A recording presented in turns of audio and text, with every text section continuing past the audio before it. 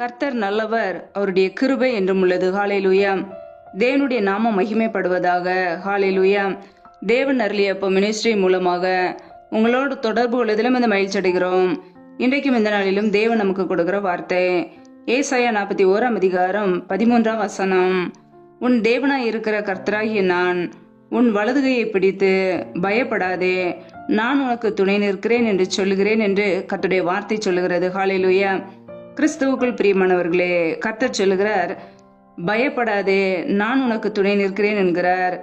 பிரியமானவர்களே, இன்றைக்கு நம்முடைய வாழ்க்கையிலே ஏதோ ஒரு காரியத்தை குறித்ததான பயம் நமக்குள்ளே இருக்கிறதா?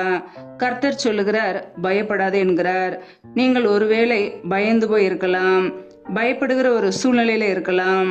மனிதர்களை குறித்த பயமா இருக்கலாம், அல்லது தீய மனிதர்களை குறித்த பயமா இருக்கலாம், அல்லது வியாதியை குறித்த பயமா இருக்கலாம், அல்லது சரீரத்திலே ஏதாவது நோய் இருக்கலாம், அதை குறித்ததான பயமாக இருக்கலாம். கர்த்தர் சொல்லுகிறார், பயப்படாதே, நான் உனக்கு துணை நிற்கிறேன் என்கிறார்.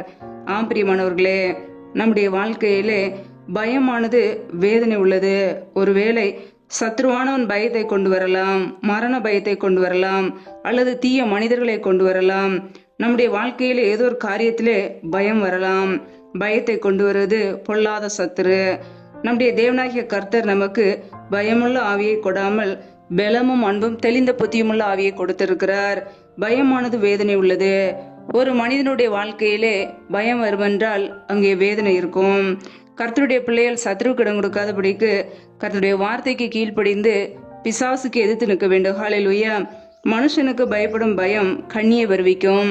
ஒருவேளை மனிதர்களை குறித்து நீங்கள் பயப்படலாம். மனிதர்களை குறித்து பயந்தால் அது ஆபத்தை கொண்டு வரும். ஹalleluya. அதற்கு நாம் இடம் கொடுக்காதபடிக்கு கர்த்தரை மாத்திரமே விசுவாசிக்க வேண்டும், அவரையே நம்ப வேண்டும், அவருடைய வார்த்தைகளை விசுவாசிக்க வேண்டும். அவருடைய வார்த்தைகளை விசுவாசிக்கும் போது நமக்குள்ளே பலன் உண்டாகும். ஹalleluya. மனிதர்களுடைய வார்த்தைகளை நம்பும் போது அது நம்மை பலவீனப்படுத்தும். கர்த்தருடைய வார்த்தையை நம்பும் போது அது நமக்கு பலனை கொடுக்கும். ஹalleluya.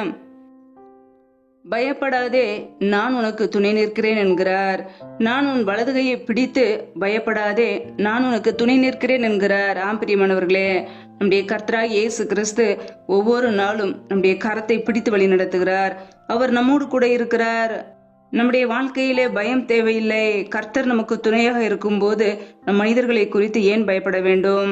கர்த்தர் நம்மை நடத்துவார், அவர் நம்மை உடுத்துவிப்பார், நம்மை போஷிப்பார், நம்முடைய தேவைகளை சந்திப்பார், நம்மை விடுதலையாக்குவார், நம்மை சுகமாக்குவார். அவரை விசுவாசிப்போம், அவரை நம்புவோம், ஒவ்வொரு நாளும் கர்த்தரை தேடுவோம், அவர் நமக்கு உதவி செய்வார். ஹalleluya. ஒருவேளை பயந்து போய் நீங்கள் இருக்கலாம். இன்றைக்கு கர்த்தருடைய வார்த்தையை விசுவாசியுங்கள்.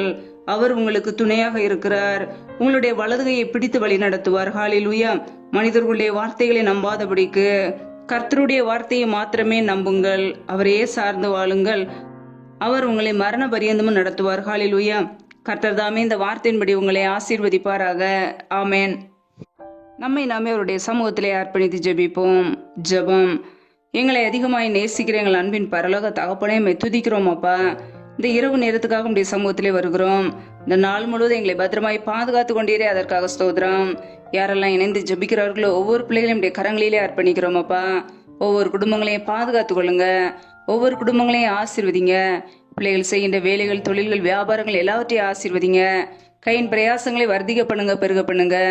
எந்தெந்த குடும்பங்களிலெல்லாம் பலவீனத்தோடு, சோர்வோடு, வியாதியோடு இருக்கிறார்களோ என் தேவன் அவர்களை சுகமாக்குவீராக. உடைய சுகமாக்கும் கரம் பிள்ளைகளை தொட்டு சுகமாக்கட்டும், விடுதலையாக்கட்டும். பலவீனத்தில் உடைய பலன் பரிபூரணமாய் விளங்கட்டும் பாப்பா. இரவு நேரத்தில் இன்பமான நித்திரை கொடுங்க. அதிகாலையிலிருந்து உடைய சமூகத்திலே காத்திருக்க புது கிருபையில பெற்றுக்கொள்ள அர்ப்பணிக்கிறோம். ஒவ்வொரு குடும்பங்களையும் ஆசீர்வதிங்கப்பா. பிள்ளைகளுடைய தேவைகளை சந்திங்க. ஒவ்வொரு குடும்பத்திலும் அப்பத்தையும் தண்ணீரையும் ஆசீர்வதிங்கப்பா. உடைய கரங்களிலே முற்றிலுமாக அர்ப்பணிக்கிறோம். இரவு நேரத்தில் வருகிற பயங்களுக்கு விலைக்கு பாதுகாத்து கொள்ளுங்க. சத்ரு கொண்டு வருகிற தீமைகளுக்கு விலைக்கு பிள்ளைகளை பாதுகாத்து கொள்ளுங்க. உடைய ரத்த கோட்டைகளே பிள்ளைகளை அர்ப்பணிக்கிறோம். வேலியடைத்து பாதுகாத்து கொள்ளுங்க.